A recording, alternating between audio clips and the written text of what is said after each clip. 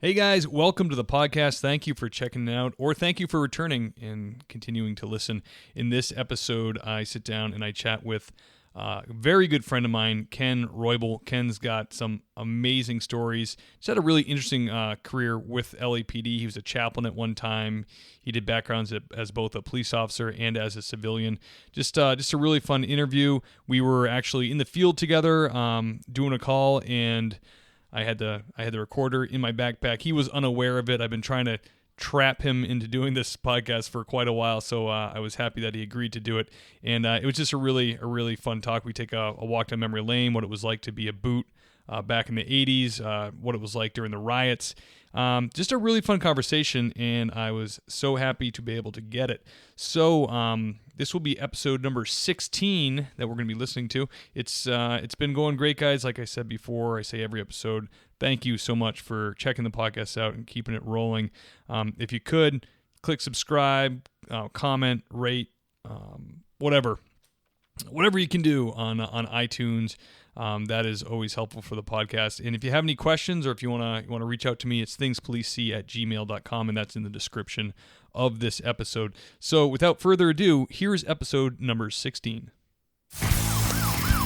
This is Things Police See, First-Hand Accounts, with your host, Steve Gold.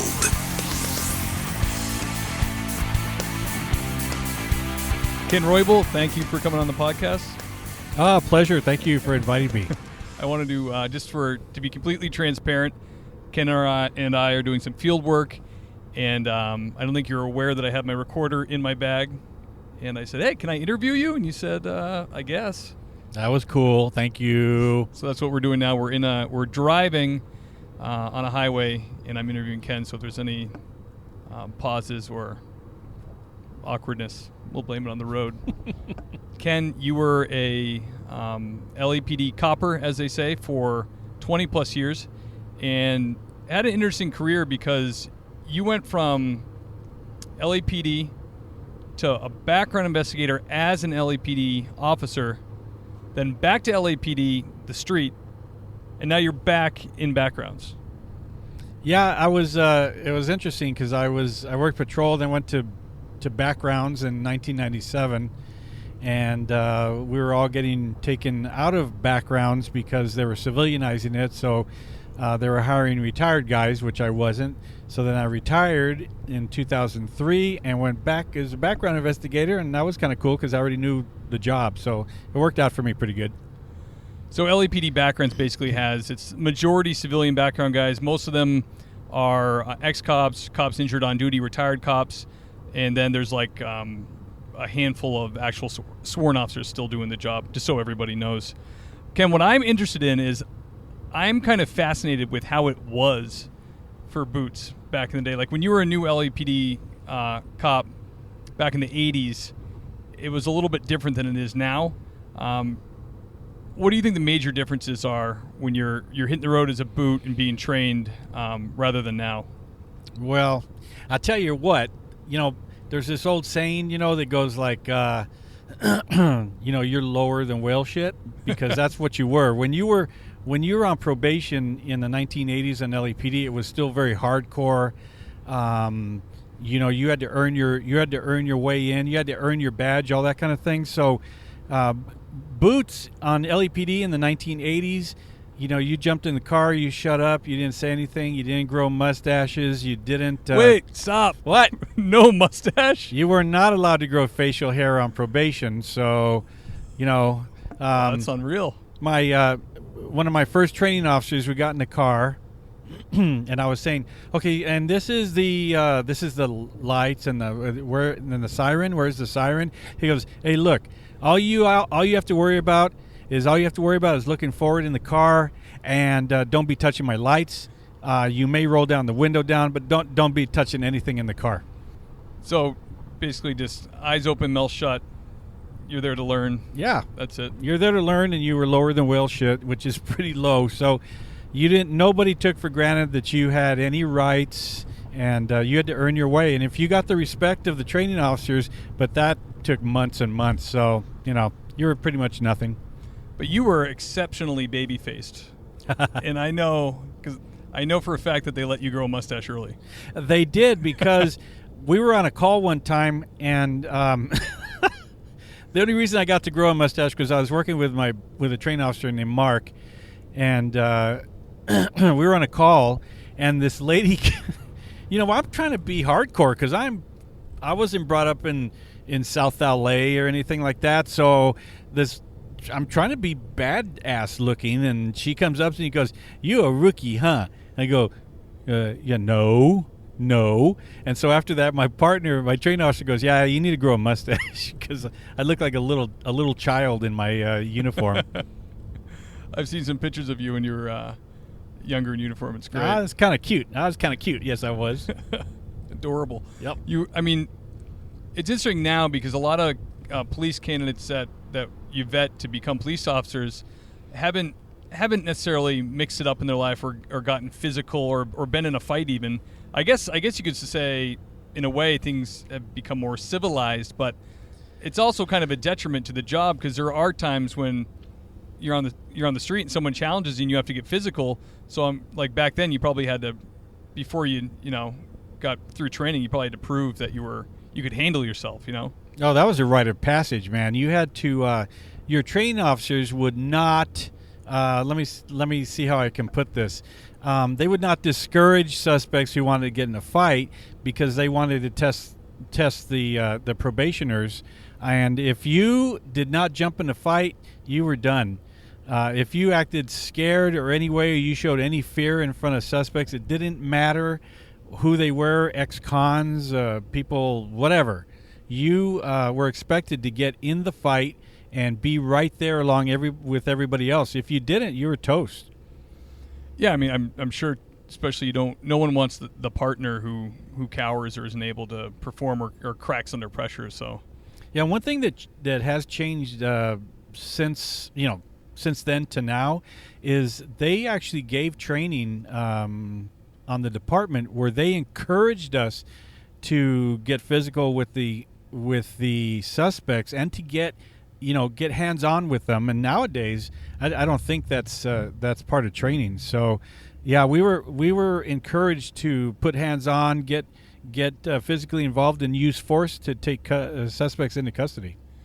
Yeah, I mean, it's just a reality of the job, and I think I've seen nationally, just looking into it, the some academies are even removing their, like most academies have like a boxing program or a wrestling program or a Krav Maga or some kind of martial arts or combat skills, of course, but some of them are just eliminating them. So, which isn't helping anyone because there is a lot of people who are getting into this job that have never had their bell rung. They've never been hit in the head, and they're going. So that's one more thing they're going to be afraid of with a plethora of other things on the street that can hurt you. Yeah, one thing that people don't realize is they only see in the news when there's a shooting that happened, or an officer got killed or something like that. What they don't realize or they don't think about is that police work by its very nature is generally a violent profession. And it's not because police officers are thugs or they want to mess up people. It's because by nature of the job, it's just a violent profession, and you end up seeing things and doing things that are violent. That's just the way it is. Yeah, like you said, it's the reality of it is not something that people want to come to terms with. I did a little digging on my smartphone here as we were traveling down the road. Ken has a website called policebackground.net. Policebackground.net. Okay, so he's kind of somewhat of an expert in the background field. I'd say you are an expert. You've been doing it for how many years? Total of 16 years now. LAPD backgrounds. Right, which are pretty thorough. So I dug into the message board, which a ton of people go on. So if you're looking into getting police work or joining a police department, there's a really great resource for that. But I dug into your section a little, and I was fascinated by something called the Probationer 100. Could you explain that to the folks? That now, bear in mind, this is in 1980, and so it's not all politically correct as it is now. But we did. I was working as a probationer, and I don't know if your listeners are aware of what a probationer is, but when you get out of the academy, you do 6 months in the academy, then you do a year probation. So where you might get a job and you might be on, probation for 3 months or whatever, and then they go, okay, you're really hired now. Police officer probation is a year. So in the first year, I was working at Newton, and Newton Street was a small little street, and I was working morning watch, which is graveyard, and all of a sudden someone had the bright idea that there were 2 other probationers on that watch with me. One was a classmate and one was 2 months ahead of us. And someone had the bright idea in roll call that they should close off Newton Street and they should make us sprint in a race, the 3 probationers down the street to in front of the police station. All of roll call went out there, and they watched us and were bagging on us and cheering us. And the good thing that came out of it was whichever one of the 3 probationers won the foot race, their training officers got a case of beer. Did any of the beer go to the victor of the race? Oh, no. But I was the winner, so my two TOs got a case of beer. That's excellent. I don't see anything wrong with something like that. I think it's cool. I mean, I'm sure you guys you weren't doing it under duress. You're probably laughing and having a good time. Oh, we were having fun. That we were laughing about it and stuff, and I won, and all that kind of thing. And the training officers and even the lieutenant and sergeants were out there. It was just, it's kind of, I guess you could say it was team building, and it was part of, it was just part of a rite of passage type of thing where you're a good guy, you're a good sport, you're not a wuss and all that, and people may frown on it in 2018, but back then it was cool. It wasn't hard on anybody. No, like you said, it's team building. Even if just play along with it, and you're gonna have a good time. No one's gonna get hurt with something like that. That's the thing. They crack down on a lot now in organizations, is any kind of, like, they'd call it hazing, but really that kind of activity kind of gels everybody together. Yeah, we all had a good laugh about it, and they thought we were good guys, and everybody just had a good time with it, and it didn't cost anybody anything. Another facet of your multifaceted career I am especially interested in is you were a police chaplain for a time. Yeah. And to me, this is just so interesting because I was raised Catholic and then kind of fell away from the church, and then I more recently become just Christian, basically we go to a Baptist church now and kind of just refound God, I'd say. And we're going to church again, and I'm really kind of enjoying it. And the whole police chaplain thing is so neat because where I worked was very rural. Would be an extreme. It wasn't rural, but it wasn't a city department. So we didn't have and it was small. So we didn't have a lot of the different services that a place like LAPD would have. So we didn't if we ever saw a chaplain, it was from a much bigger department, neighboring department, would be at a funeral or wherever else you'd see. I don't know wherever you'd see a chaplain. But how do you become a police chaplain? How does that happen? Well, you at that time, and I don't know how it is now. This was back in 1985. When I joined, when I became a chaplain, there were 4 other sworn chaplains, and there's a difference between sworn and the civilian ones. The civilian ones were the regular pastors in the churches, and they were volunteers from the different divisions, the churches, and they would volunteer their services. And then there were, with me included, there were 5 police chaplains that were sworn officers. And we had our regular police badge, and then when we were doing chaplain duties, we had an LAPD badge that said chaplain on it. And then we wore crosses on the lapels because the chaplains at the time were all born-again Christians. There weren't other denominations or other religions involved in it, so we wore crosses on our lapels. And we were directly assigned to the chief of police. So Daryl Gates was our chain of command along with the chaplain coordinator. So we, whenever I got called out to either to do some kind of counseling, grief counseling, or a funeral of a retired officer, we just went up to our watch commanders and we go, hey, I got an assignment from the chief, and I have a chaplain duties, and there was nothing they could say. And then we would go out and we would counsel officers, and then we would do a lot of funerals. Oh, I'm sure. And what's the training involved? Something like that. They required us to have like I went to a 2-week. It was like university level program where I stayed overnight at this place called Narramore Christian Institute, and I had lay counseling training and things like that. And you didn't have to be licensed or anything like you didn't have to be ordained by any kind of church.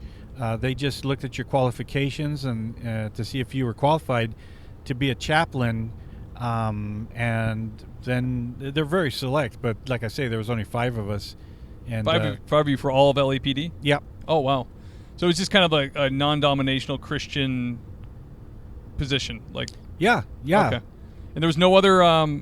Do other religions have a equivalent to a chaplain? Yeah, they do nowadays. I think maybe there are Jewish chaplains and Muslims and different denominations and different religious organizations that have their own chaplains, but they are LAPD officers. I think they're much bigger now.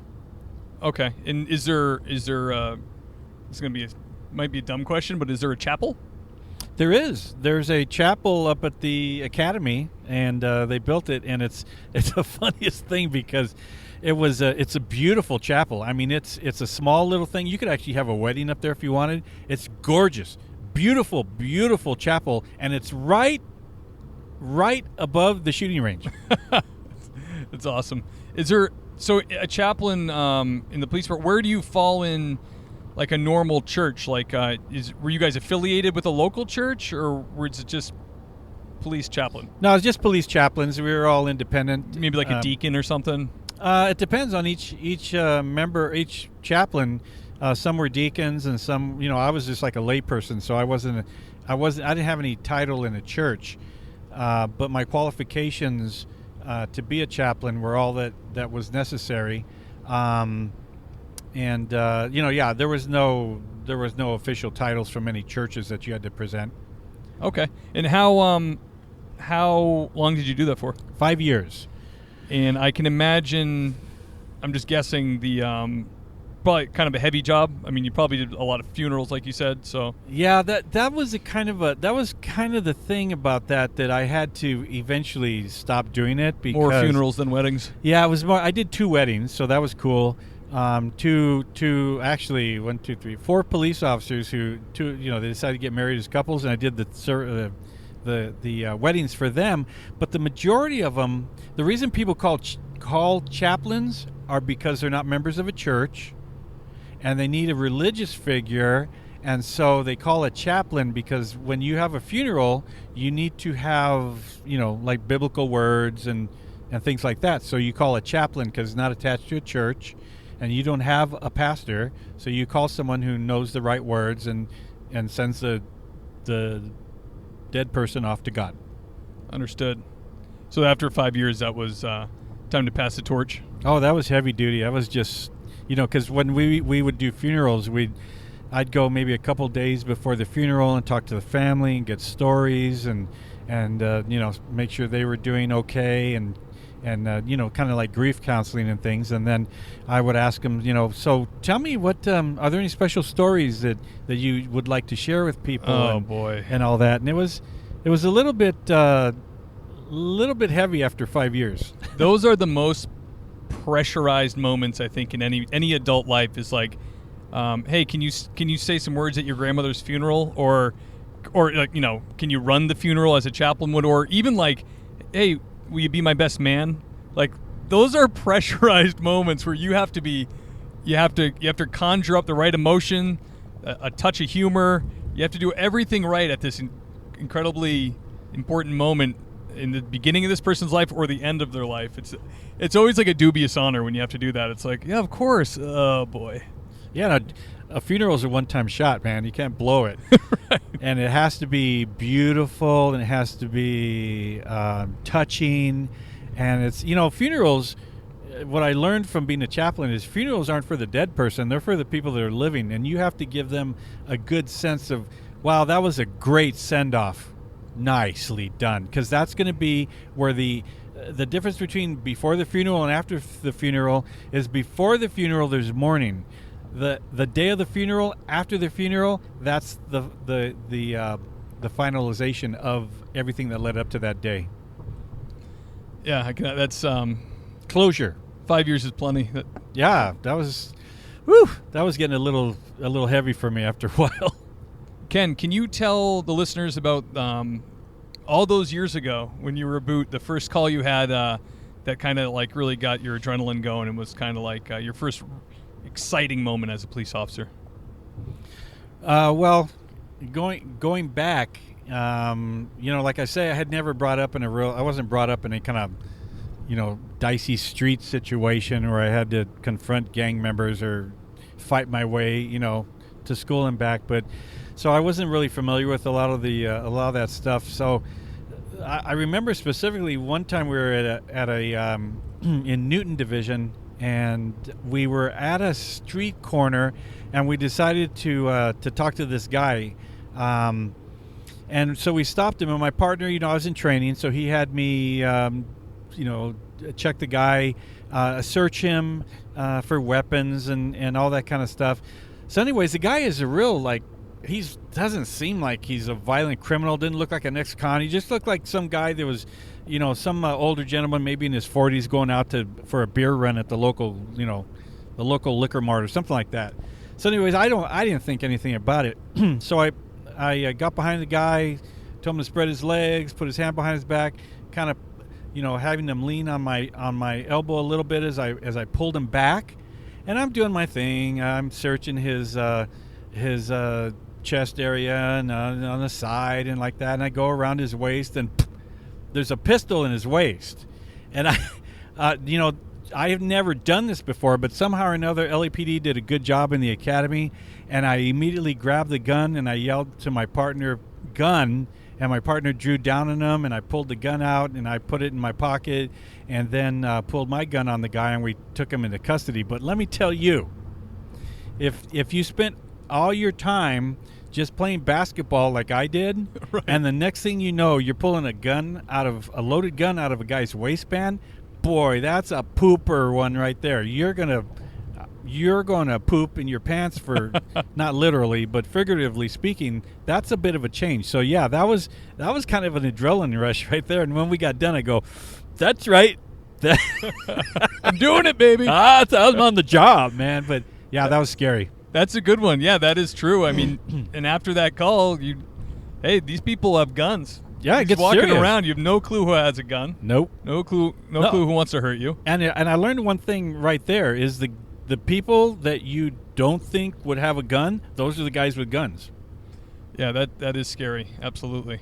Ken, can you tell listeners about your most intense moment on the job, or anything you were involved in that was just to the max, let's say? Well, yeah, the one that the I guess on the job, there were a lot of intense moments, and ones that made the adrenaline got so heavy your head was going to explode, that type of thing.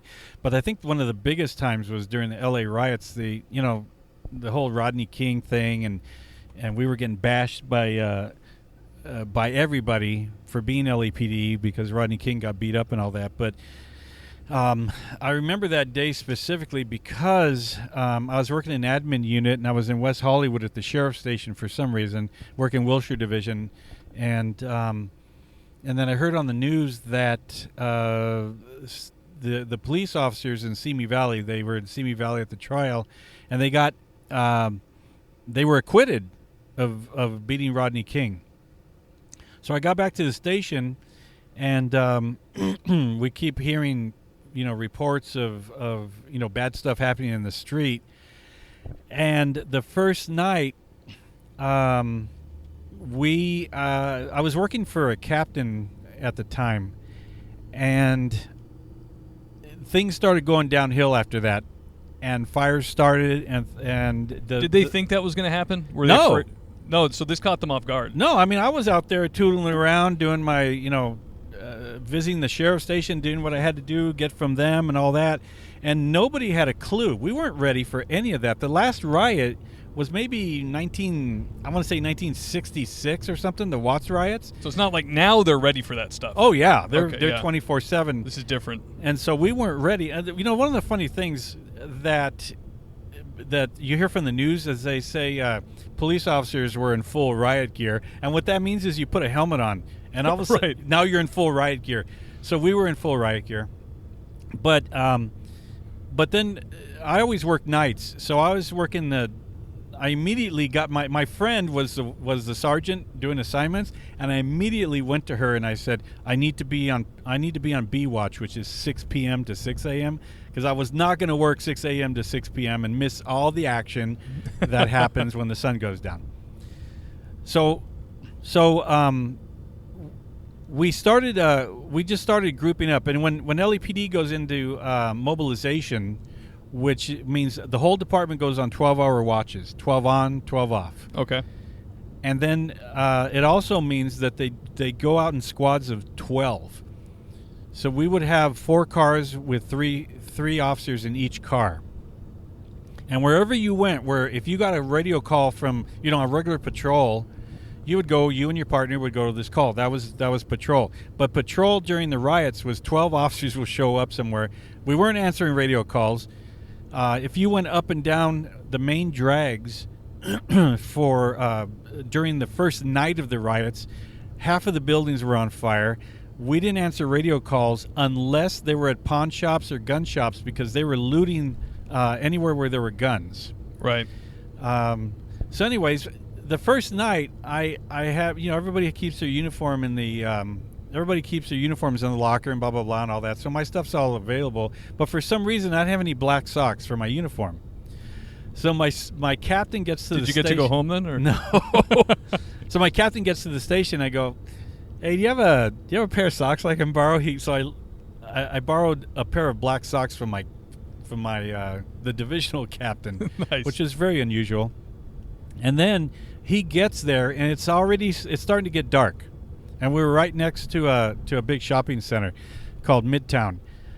And so this captain, he was probably maybe 6'3", 6'4", and we go out to the back. I walked out with him to the back of the station, and we looked over the wall. And I'm up on my tippy toes, looking over the block wall, and he's looking over at the block wall. And in the middle of the street, we see a trash bin. With the big trash bins With like wheels on it? Yeah. Yeah. On fire.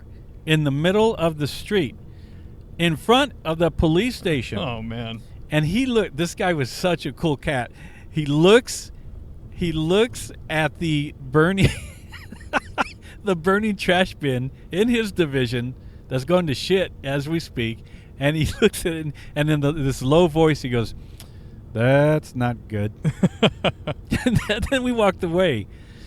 But yeah, so we weren't going out en masse just yet. So we're all huddled up at the police station because they're trying to figure out what to do.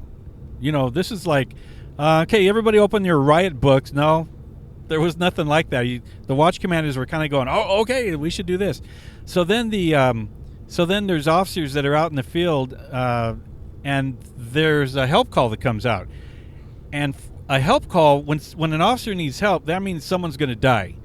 You need to get officers here because someone's going to die. And so there's a help call that comes out, and they had to use so much discipline because the automatic reaction from police officers is everybody jump in your car and everybody go out to the help call, right, and everybody stop whatever it is that's going to hurt the police officers. But because of the riots, they only said they held us back, and they only let one squad go out. So there was those times when it starts to get dark, help calls are coming out, only a certain amount of people could go.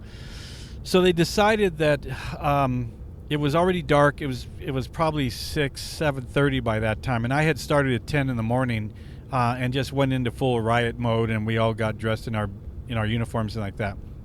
So I got assigned a squad, and they decided that right next to the police station, the people had the nerve to go into the stores and start looting the stores right next to the police station. They thought they had license to do that. Like the burning dumpster. You just know it's unhinged. Like, what's wrong with you? Yeah. And it's really surreal because, really? So we took our squad and another squad. So there were 24 of us that went next door, and we were going to stop the looters. So we're out there in the parking lot, and this is maybe 100 yards from the police station. And we're standing out there talking to these looters, and we didn't know at the time what to do. So we're talking to them and whatever, and all of a sudden we start hearing noise. This noise, you hear when it's metal hitting metal, and by the time it registered, we discovered that there were bullets hitting our police cars. Oh man, yeah, because of course you probably wouldn't have experienced that sound anytime. No, not unless it was a movie or something like that. Right. So, we realized that it was bullets. We told all the looters, "Get out of here!" And we jumped in our cars, and everybody kind of took off. But we drove behind a bank building and took cover there. And then we just it was at that moment that pucker factor was incredible. And I'm standing behind it's like war. Yeah, it is, because now they're sniping at us, and you can hear the bullets hitting the cars. So we jumped back there, and it was at that moment that I'm standing behind the bank with my gun out. We couldn't see the shooters because it was dark, and they were shooting from across the street. And I'm sitting there talking to myself, and I'm like, what the hell is going on? And immediately after that, there was the group of us all got together, and we decided, it was one of those times where you go, oh no, I don't think so. So we all jumped in our cars, all 24 of us, and we just hit across the street. But unfortunately, they were all gone. But that would have been a really hellacious firefight if they had stayed and decided to duke it out with us. Because by that time, once we realized what was going on, we were ready. I mean, that takes a lot of bravery, especially initially being pinned down by the gunfire. And let me get into your head a little bit when you're back there and you guys are all like kind of getting your bearings, behind cover, getting your guns out. Like, were you married at the time? Did you have kids at the time? Yeah, that was a pretty difficult thing for me, because Jenny and the kids. So we have 2 kids, and they were maybe. Let me see. At that time, my daughter was maybe. Let me see. She was maybe about 6, and so my son was probably about 8. Because they have to flash through your mind when you're like, because you could die. Yeah, I mean, well, the tough part was that after the first 12-hour shift, and all they're doing is they're seeing what's on TV, and they know that the city of Los Angeles is just going to pot. I mean, there's plumes of smoke. Everything's on fire. There's shootings. People aren't stopping in the street because other crowds of people are running out to their cars at stoplights. So they're just plowing through all these people and mowing them down because they're afraid. And so I get done with my 12-hour shift, and I've been shot at, and I get home, and I'm dead tired, and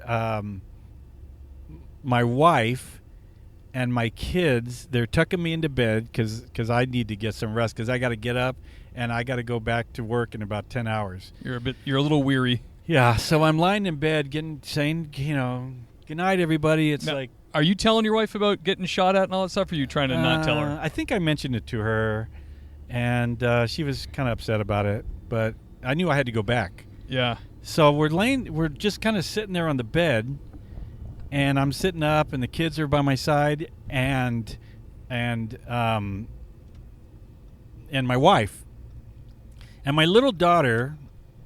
I think if I remember, she's maybe 4 years old, and I'm getting ready to go to sleep, and my daughter looks at me, and she says, "Daddy, I don't want you to die." Oh.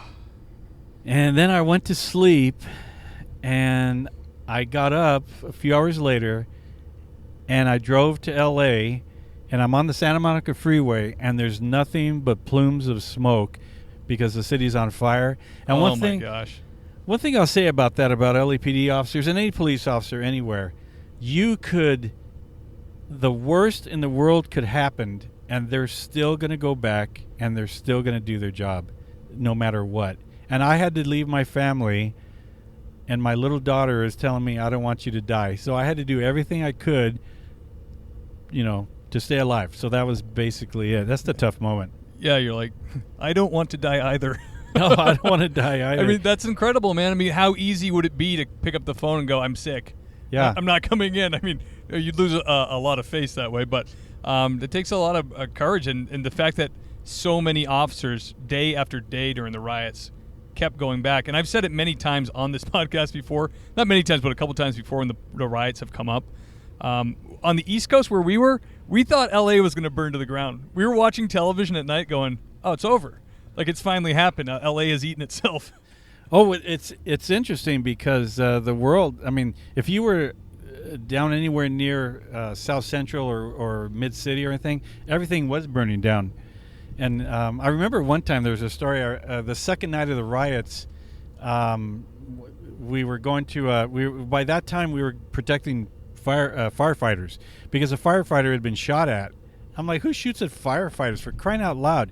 So our job then was to protect the firefighters, and we're going down the street with our batons out and everything, ready to take some kind of formation to protect the firefighters. And this lady had been in front of a street where they had barricaded the street with cars and stuff because they were going to protect their own street. And she looks at us right in the face, and she goes, "We don't need you." Like, I'm like, okay, geez, okay. Great. And then there's just different little stories within the riots. At first, what was funny is talk about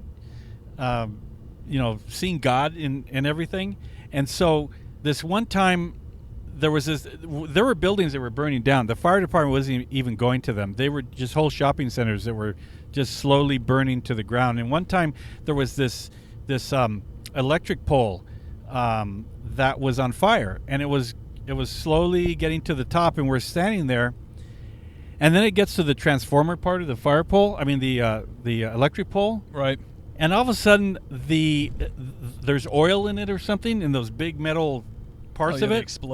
It exploded, and it was beautiful because it was like this bright light, and I'm looking at it, and I'm a Christian, and I was certain at that moment that Jesus was coming for me right then. It was such a brilliant, those can burn your retinas looking at those when they blow up. Oh, now I know. Yeah, happened to a sergeant of mine. It blew up. He had to take like a week off. That was amazing. And do you want to hear about the Koreatown stuff? Yes, I do. So Koreatown was in Wilshire at the time, and what they were doing was the Koreans had shopping centers and things that they own businesses at and stuff, and they were armed to the teeth. They had semi-automatic rifles and all kinds of stuff. I heard they protected their stuff hardcore. They did. And one time we were on the corner of this 6th and Western, and this person, I don't remember, who comes over to us, and he goes, yeah, hey, there's a bunch of guys with guns over here. So, of course, that's like candy to police officers. Right. You're offering us candy. So we went over to the corner. It was a block up, looking for guys with guns, and it was an ABC food market, and the whole shopping center was blocked off on the driveways with cars. There were guys on the roof with nothing but semi-auto rifles, and we looked up at them, and we were outgunned, and we go, yeah, that's okay. So we left. I've heard of other stories like that when they're like people in neighborhoods arming themselves. And the police kind of being like, well, be careful. It helps. Yeah, it helps for the us. And the second night of the riots, because the fire department wasn't responding with ambulances and stuff very often, that we got a call of a shooting that had happened, and there were 5 people down. So what had occurred is that they had a small Korean radio station in Koreatown. And what they were doing is they were having people like shop owners and things. They were calling up the radio station saying that, oh, there's bad people out here. There's bad people doing this. And these guys listening to the radio station with guns in their cars, they were patrolling Koreatown to protect all their fellow store owners and things like that. So this one group of 5 guys in a very small car, they showed up, I think it was at 2nd or 3rd in Irolo in Wilshire Division, And they didn't know that there was another group on the rooftop that was armed and looking for bad people that were looting and things like that. So they get there, and there's the group on the roof saw them, and they think they're bad guys. So they proceed to open fire, so much open fire on this car that we got there, and the car looked like Swiss cheese, literally Swiss cheese. There were so many bullet holes. And then the 5 guys, 4 of them were leaning up against the glass building. They were just all shot to hell. And there was one guy, his name was Edward Song Lee, and he was laying in the street on his side. And because it was the second night of the riots, the ambulances weren't really responding because there were too much stuff to do. Right. So it took about 20 minutes for the ambulance to arrive. In the meantime, I'm standing next to Edward, and his eyes are looking at me. His face is turned. He's looking at me, and I'm looking at him, and I keep looking back away, and I'm looking at him, and slowly he dies. Oh, man. And the ambulance gets there, and he was dead, but the other guys were just messed up. I don't know what happened to them, but I specifically remember Edward was looking at me in the eyes as he was dying, and there was nothing I could do. Wow. And these were another Korean group that were presumably doing the same thing as the people on the roof, but they just didn't know each other. Yeah, it was just like a miscommunication where they thought they were the bad guys. And to tell you how heightened the tensions were, they didn't wait for them to get out of the car. They shot them in the car. Wow, that's insane. That's scary. That is, yeah. Wow. Ken, I want to thank you so much for coming on the podcast. You had truly great stories. And I have a proposition for you. Would you come back on if some listeners had some questions about backgrounds? Oh, absolutely. Always happy to help. That'd be fun. So anybody listening who's thinking about being a police officer, who's curious about a background investigation, what you're going to face, what's involved in it, write in some questions, and I'll have you back anyways. But it'd be fun to have you back on to answer some listener questions, because I know just from the emails I've been getting over the last month, I know that there's a lot of listeners out there that are possible future candidates. So that would be probably helpful for them. Yeah, absolutely. I would always be willing to come back. I always want to help backgrounds or candidates get in the system and become police officers. We need good guys. Awesome. Thank you, Ken. Thank you.